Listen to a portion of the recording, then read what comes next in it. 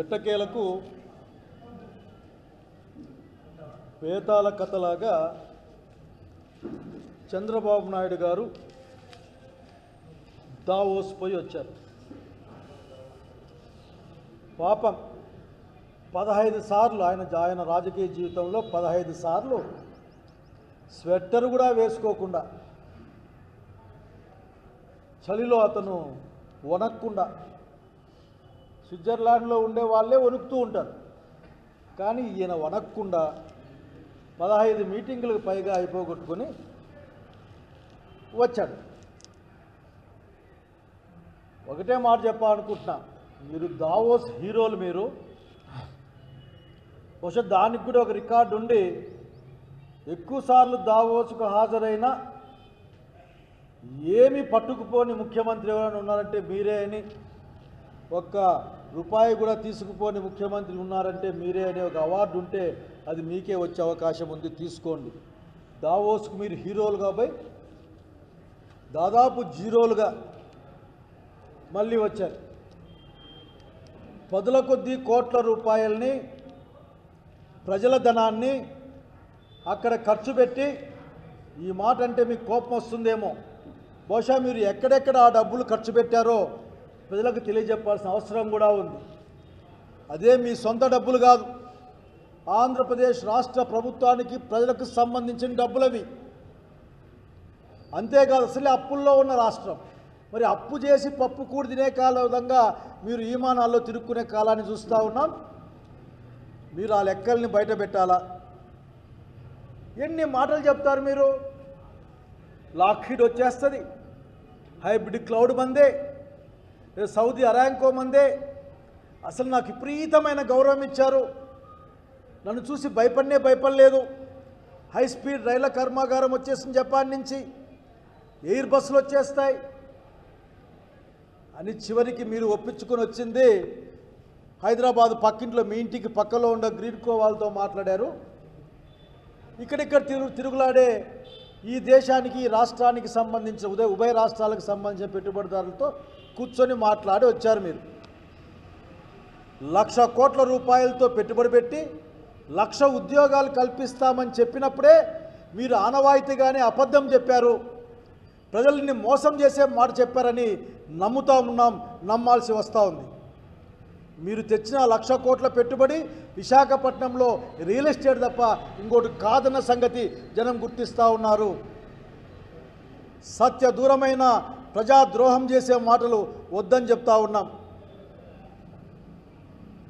పైగా చాలా హ్యాపీగా దావోస్ టూర్ సాగుతున్నాడు. ఈయనకి ఎక్స్కర్షన్ ఏమన్నా పోయారా మీరు, మీ ఆఫీసర్లు, మీ మంత్రివర్గ సభ్యులు అక్కడికి? ట్రంప్తో ఫోటో కోసం చాలా ప్రయత్నించారంట కదా. అసలే ట్రంప్ మిమ్మల్ని చూసి భయపడి మీకు ఫోటో ఇవ్వలేదంట కదా అని చెప్పుకుంటా ఉన్నారు అక్కడికి పోయించే విలేకరులు కొద్దిమంది. ఈ రోజున మీరు పోయిన 15 సార్ల పైగా ఆ దావోస్ టూర్లలో మీరు ఎన్ని లక్షల కోట్ల రూపాయలు పెట్టుబడులు తెచ్చారు, ఎన్ని విదేశాల నుంచి పెట్టుబడులు తెచ్చారు, ఎన్ని గ్రౌండ్ అయినాయి, ఎంత ఉపాధి ఉద్యోగాలు వచ్చాయి కూడా ఒక శ్వేతపత్రాన్ని రిలీజ్ చేయాలి మీరు. ఎందుకంటే మీరు మాట్లాడుతూ మీ యొక్క ఇంటర్వ్యూ చూశాను నేను, 20 లక్షల కోట్ల ఉద్యోగాలు. ఒకసారి అయితే నోరు జారిందనుకోవచ్చు, 2-3 సార్లు పదే 20 లక్షల కోట్ల రూపాయలు, 20 లక్షల కోట్ల ఉద్యోగాలు తెచ్చాయని చెప్పారు. అసలుకి ఆంధ్రప్రదేశ్లో ఉన్న మానవ వనరులు సరిపోక ప్రపంచవ్యాప్తంగా ఉన్న పనిచేసుకునే వాళ్ళు ఆంధ్రప్రదేశ్ రాష్ట్రానికి వస్తున్నారేమో అని అనుమానం కలిగి ఇక్కడి నిరుద్యోగులు భయపడి చేస్తూ ఉన్నారు. చంద్రబాబు నాయుడు గారు, దయచేసి మీరు అబద్ధాలు చెప్పడం మానేయండి. ఇప్పటికి కూడా చెప్తా ఉన్నాం, పెట్టుబడుల సమీకరణ కానీ, పారిశ్రామిక ఉత్పత్తి కానీ, లేక పారిశ్రామిక రంగ నిర్మాణం కానీ జగన్మోహన్ రెడ్డి మీకంటే చాలా శిఖరం అంత ఎత్తు ఉన్నాడన్న సంగతి గుర్తుపెట్టుకోమని కోరుతా ఉన్నాం. మిమ్మల్ని నమ్మేవాళ్ళు లేరు, మీకు బ్రాండ్ వాల్యూ లేదు. ఆంధ్రప్రదేశ్ బ్రాండ్ వాల్యూని మీరు రెడ్ బుక్తో నాశనం చేశారు. మీకు ఏదైనా ఉంటే కదా మిమ్మల్ని నమ్మి రావడానికి, ఎవరైనా మాట్లాడడానికి. కేవలం తగుదునమ్మా అంటూ ప్రభుత్వ డబ్బుతో ప్రజల డబ్బుతో ఆ దావోసుకు పోవడం, ఆయన చలికి వనకలేదు, లేకపోతే ఏసీ రూముల్లో ఆయన చలికి లేకుండా కూర్చున్నాడు. ఈ చలి కూడా ఏందో నాకు అర్థం కాదు. ఒక ఉలన్ బ్లాంకెట్ కప్పుకుంటే వద్దన్న వాడేవుడు, అంటే ఒక మంచి స్వెటర్ వేసుకుంటే వద్దన్న వాడేవుడు. కనుక ఇటువంటి ఊరికే ఆ జాకీ పెట్టుకొని ఎత్తుకునే కార్యక్రమాలు మానేసి ఈ రాష్ట్రానికి ఏం తెచ్చినావో చెప్పాల్సిన అవసరం ఉంది. ప్రతిసారి లక్షల కోట్లే మీ దగ్గర, ప్రతిసారి లక్షల కోట్లే మాట్లాడతాయి, కానీ అక్కడ ఏమీ ఉండదు. ఆ విశాఖపట్నాన్ని కేకు ముక్కలాగా ఇష్ట ప్రకారం పనిచేయడం తప్ప ఇంకేం లేదు. ఆ చీకటి ఒప్పందాలని కూడా వైఎస్ఆర్ కాంగ్రెస్ పార్టీ అధికారంలోకి వచ్చినాక బహిర్గతం చేపిస్తుంది. ఎవరెవరైతే కారణమో వారి పట్ల తగిన చర్యలు తీసుకుంటుంది. మీ అబ్బాయి మాట్లాడతాడు, ఇచ్చేస్తాం మా ఇష్టం.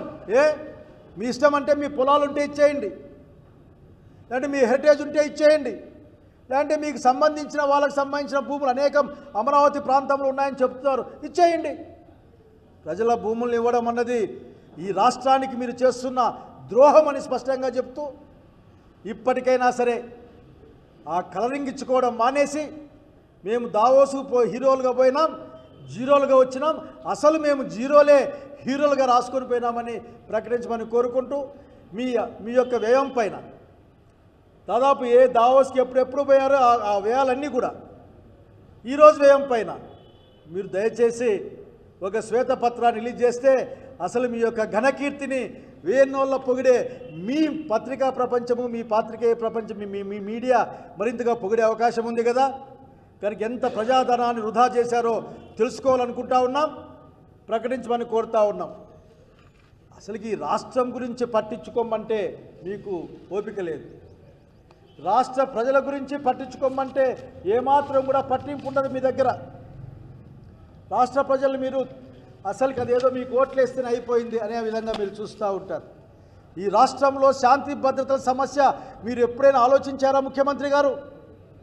లా అండ్ ఆర్డర్ డిపార్ట్మెంట్ మీ కంట్రోల్లోనే ఉంటుంది, ముఖ్యమంత్రి కంట్రోల్లోనే ఉంటుంది. అది మీకు తెలుసు, నాకు తెలుసు, అందరికీ తెలుసు. ఈరోజు అడుగంటిపోయిన శాంతి భద్రతలు, అదుపు తప్పుతున్న కొద్దిమంది చర్యల వలన పోలీస్ శాఖ, ఇవి రెండు మీరు పట్టించుకోరా? అసలుకి ఎంత అన్యాయంగా జరుగుతుందో ఈ రోజున ఈ రాష్ట్రంలో మీకు ఎప్పుడైనా అర్థమైందా? మీకు అర్థం కాదు, అర్థం చేసుకోవడం కోరిక కూడా మీ దగ్గర ఏం లేదు. ఈ రాష్ట్రం అంతా చూద్దాం ఒకసారి చిన్నగా పరిశీలిస్తే అసలు మీరేంటి? మీరేమైనా ఎమర్జెన్సీ పెట్టారా? మీరు ఎమర్జెన్సీ పెట్టి మా దగ్గర ఏమైనా ఈరోజు పరిపాలన చేస్తూ ఉన్నారా? స్వేచ్ఛ లేదు, గొంతు ఇప్పే స్వేచ్ఛ లేదు మాకు. ప్రజలకు కూడా జీతం పెంచమనే హక్కు లేదు, జీతం ఇమ్మనే హక్కు కూడా లేదు. ఆఖరికి మీరు తన్ని లోపలేపిచ్చేస్తారు. అసలు మీరు రాజకీయ ప్రత్యర్థులను లక్ష్యంగా పెట్టుకొని ఎప్పుడో కేసుల్ని, పాత కేసుల్ని తిరగదోడతారు. చాలా కేసులు ఉన్నాయి, వివరాలు దండి ఉన్నాయి ఇక్కడ. కాకపోతే రాయచోటిలో జరిగిన ఒక కేసు మాత్రం మీకు చెప్పాలనుకుంటా ఉన్నాను బాబు గారు, మీరు ఎంత గొప్పగా ఆలోచిస్తారో. లక్కిరెడ్డిపల్లి గ్రామంలో లోకేష్ అనే ఒక పిల్లకాయ 14-15 నెలల కిందట ఎలక్షన్ల టైంలో వైఎస్ఆర్సీపీ నాయకులకి స్వాగతం పలుకుతూ ఆ పటాకుల బాణసంచా కాల్చాయట. అప్పుడు అతనికి కంటి వద్ద గాయమైంది. వైఎస్ఆర్ కాంగ్రెస్ పార్టీ 3 లక్షల ఆర్థిక సహాయం కూడా చేసింది. ఎన్నికల తర్వాత లోకేష్ బహుశా సినానిమస్గా ఉందనుకున్నాడేమో, ఆ లోకేష్తో చేరితే మీ యొక్క సూచనల మేరకు తప్పుడు కేసులు పెట్టారు. 14 నెలల తర్వాత 15 నెలల తర్వాత ఆయన మానవ హక్కులకే కాకుండా పోలీసుల చేత 326, 340 ఎక్స్ప్లోజివ్ యాక్ట్ అని ఇట్లా అనేకమైన సెక్షన్ల కింద కేసు నమోదు చేశారు. ఇదొక్కటి చాలు మీరు ఎందూరం చూస్తూ ఉన్నాను అంశానికి. ఆఖరికి మేము కూడా స్పష్టంగా చెప్తా ఉన్నాం, మీరు నేర్పిన విద్యయే నీరజాక్ష అని ఖచ్చితంగా. మీ ఎమ్మెల్యే గారు కూడా మా జిల్లాలో ఒక మాట చెప్పారు, మరీ చెప్తాం ఆ మాట. ఖచ్చితంగా మీరు చెప్పించిన విద్య నేర్చుకునే ప్రయత్నం చేస్తూ ఉన్నాం, నేర్చుకుంటాం కూడా. ఎందుకంటే పాపం నేర్పిస్తే నేర్చుకోవాలి కదా. అనేక దాంట్లో అసలుకి సోషల్ మీడియాలో లైక్ చేస్తే, కామెంట్ పెడితే కూడా మీరు సహించలేరే మీరు మీ అబ్బాయి? వెంటనే ఎవడో ఒకరితో కేసు పెట్టడం, 15-16 ప్రాంతాల్లో ఒకే కంప్లైంట్ ఇప్పించడం, అతన్ని తిప్పడం, పీటీ వారెంట్ అని చెప్పడం, తిప్పడం.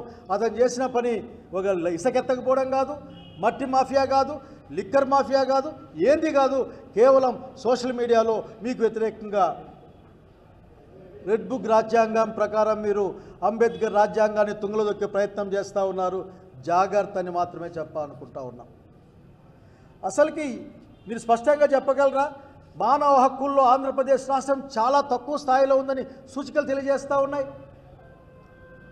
ఇక్కడ పాత్రికేయుల ఆ రంగంలో స్వేచ్ఛ లేదని, ఎవరు మాట్లాడిన ఇబ్బందులు పడుతున్నారని, అసలు మానవ హక్కులకి ఇబ్బందిగా ఉందని అనేక రిపోర్ట్లు ముందుకు వస్తూ ఉన్నాయి. మీ కుమారుడు గారు మాట్లాడుతూ ఒక మాట మాట్లాడాడు ఏదో మీటింగులో, రెడ్ బుక్ రాజ్యాంగాన్ని పేరు చెబితేనే కొంతమందికి గుండె పోటు వస్తుందని చెప్పాడు. నిజంగా ఎంత క్రూరత్వం అది! అంటే ఒక మనిషి గుండెపోటు తెప్పించి మనిషి చావు దగ్గరగా తీసుకెళ్ళడం మీకు సంతోషాన్ని, ఏ విధమైన క్రూరమైన సంతోషాన్ని పొందుతున్నారో మీరు అర్థం చేసుకోవాల్సిన అవసరం ఉంది. ఎక్కడైనా సరే రెడ్ బుక్లో 2వ పేజీ అయిపోయింది, 3వ పేజీ అయిపోయింది, అసలు ఆ బుక్ అంతా పబ్లిష్ చేసిస్తే మేము రాష్ట్రం చదువుకుంటారు ఆఖరికి ఏ పేజీ ఉంది, ఏ పేజీలో ఎవరున్నారు, ఏ పేజీలో ఎవరున్నారు. అందులో ఖచ్చితంగా తెలుగుదేశం పార్టీ నాయకులు కూడా ఉండి ఉంటారు, జనసేన నాయకులు ఖచ్చితంగా ఉండి ఉంటారు. ఎందుకంటే అక్కడక్కడ తన్నించుకుంటున్నారు కదా. అట్లాగే పోలీస్ శాఖని ఎంత నిర్వీర్యం చేశారు మీరు. చివరికి సాక్షాత్తు హోంమంత్రి మీకు ఉత్తరం రాస్తాడు, అయ్యా చాలా అద్మానంగా ఉంది మీ పరిస్థితి, సరిదిద్దుకోండి అని హోంశాఖ అమిత్ షా గారు లెటర్ పంపిస్తే దాన్ని కూడా పట్టించుకునే పరిస్థితి ఏ రంగంలో కూడా. మాట్లాడితే అనంతపురం వాళ్ళు సెల్ ఫోన్లు చాలా రికవరీ చేశారు, ఈ జిల్లాలో చాలా గొప్ప పని, సెల్ ఫోన్లు రికవరీ చేశారట. అది పెద్ద వార్త. దానికి ఒక అవార్డో గివార్డో ఇచ్చి ఉన్నారేమో నాకు తెలియదు. అట్లాగే మీకు చెప్తా ఉన్నాం, మీరు చట్టం గురించి న్యాయం గురించి మాట్లాడితే అసలుకి చట్టం అంటే మీరేనేమో, న్యాయం అంటే మీరేనేమో, అసలు చట్టాన్ని న్యాయాన్ని హమూరాబిలాగా తయారు చేసింది కూడా మీరేనేమో అనిపిస్తుంది వినే వాళ్ళకి. కానీ అనుభవం ఉన్న మాలాంటి వాళ్ళకి అనిపిస్తుంది మీరు అవి మీకు పదాల్లాగా కనిపిస్తాయి, చట్టం న్యాయం మాకు ధర్మాల్లాగా కనిపిస్తే. ఎక్కడైనా సరే 99% కేసుల్లో అరెస్ట్ చేసిన 24 గంటల్లో మీరు కోర్టుకు పెట్టారా? మేము లిస్ట్ ఇస్తాం, బొచ్చడు ఉన్నాయి, తీసుకెళ్ళడం ఎక్కడ పెట్టినారో అర్థం కాదు. వాళ్ళ అమ్మ నాయన భార్య పిల్లలు వచ్చి అయ్యా మా అబ్బాయి నాకు మా ఆయన ఎక్కడ చెప్పాలని గోడు ఏడవడం, మీరు చెప్పకపోవడం, ఎక్కడెక్కడో దాచిపెట్టడం, తిప్పడం.